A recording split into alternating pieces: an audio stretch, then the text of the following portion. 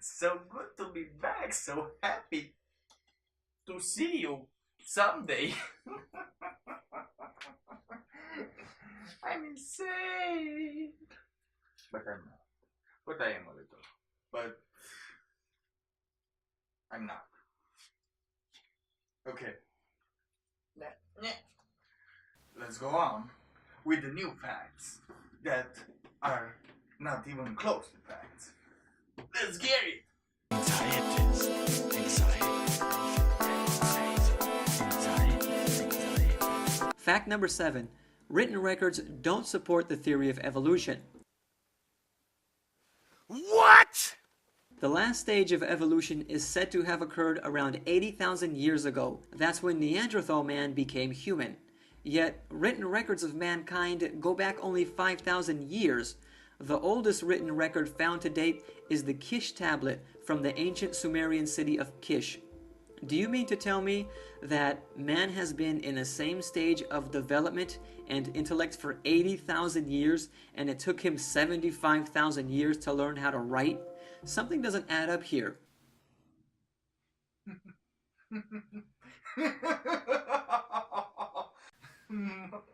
My shitty Bible plug box. I do not think you comprehend how wrong you are. Oh, oh buddy. First, I am going to give Caesar's what is Caesar's, and that is the Kish tablets come from the Sumerian city of Kish. That's the only true thing you said. And now let's continue with the horrible ignorance that you just throw out there. Like, Neanderthal man evolved into human. What's that about? Neanderthal man was human, hence man. Yes, he was not modern human, but he was human. He was cousin with modern humans. And they did not evolve, they went extinct. Outbreeded by humans, hence modern humans. And it was not 80,000 years ago, it was more like 30,000 years ago. Oh, Sherry Bible plot box. But do you understand the concept of hunting and gathering? Because for a lot of time, that's what they did. They didn't have time to think about inventing writing as they were pretty busy with hunting and gathering. It was only after they discovered agriculture that they were able to settle in one single place, create one single culture that spoke one single language that meant the same thing to everybody, that they were able to create written language. But even until then, they improved tools, started fishing, and language.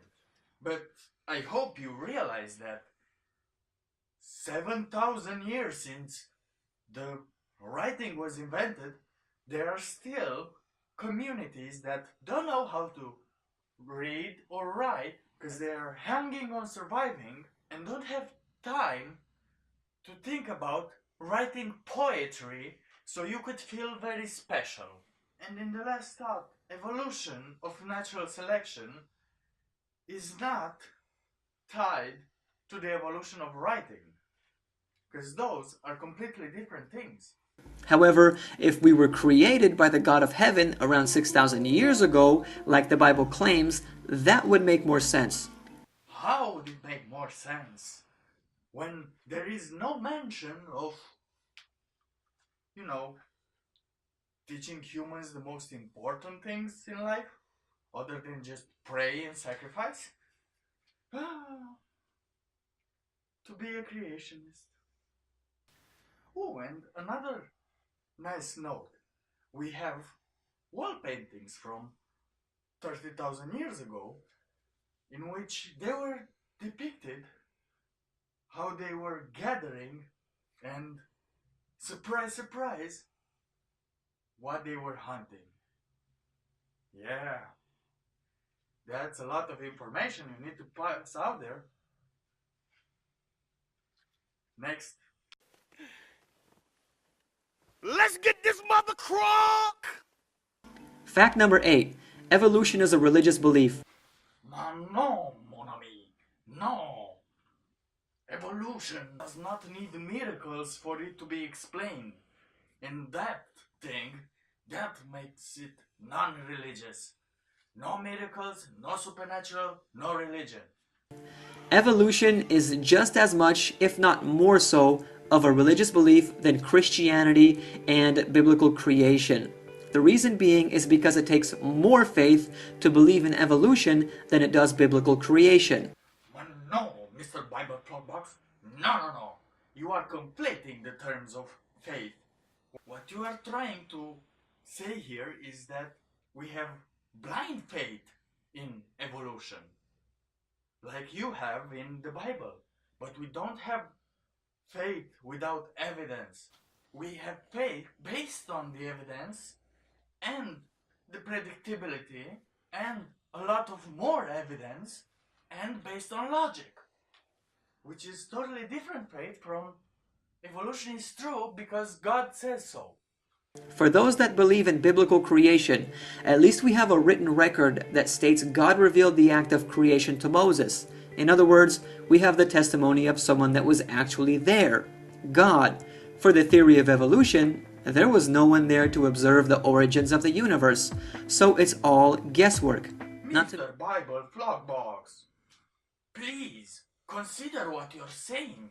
You do not have a testimony from someone who was actually there. You have a testimony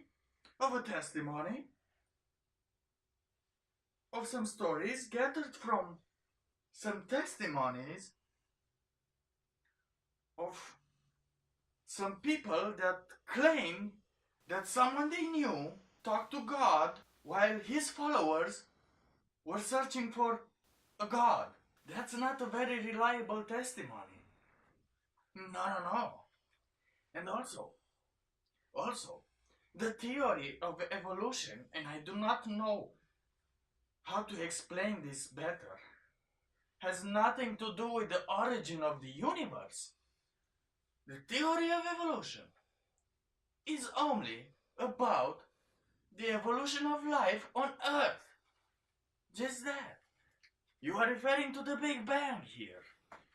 The theory of Big Bang, which describes the expansion or evolution as you might call it, but it's not the same theory of evolution. It's not governed by the same laws of the universe. And also, nobody saw when God was creating the universe. As for us to be sure that God was actually there when the universe was created, as you might say. You get my vibe? Not to mention, the belief in creation is just more logical than evolution. For example, doesn't it make more sense to believe that all of this life on Earth, full of complexity and design, was created by an intelligent designer like God? No, it does not make more sense. I don't know how you think it makes more sense. It does not make more sense at all. For it to make sense, we need to, have proof of God and intelligent design all around us. But there is no intelligent design as there is no intelligent designer. Evolutionists, however, will not admit that their belief is a religion. Why? My opinion is because it would violate the First Amendment of the Constitution, What? which prohibits the government from supporting any one religion, and evolution is taught in public schools in the United States. Therefore, just like public schools are forbidden from leading students in prayer because prayer is a religious matter, they would also be forbidden from teaching evolution. So now, let's straighten this out once and for all. Evolution is not a religious belief. Evolution does not require faith. Evolution does not require indoctrination. Evolution does not require prayer. Evolution does not require reassurance 10 times a day that evolution is true. You don't have to believe in evolution to understand how it works. You just have to understand how it works, take the class, and just move on with your biblical life. Whereas with religion and leading students in prayer, that's a religious belief that is indoctrination that is preferring one God to another, that is compelling children to say 10 times a day that God is true, that God is good, that God is right, even though He's wrong on a lot of accounts, that is not letting the mind of the children learn on their own.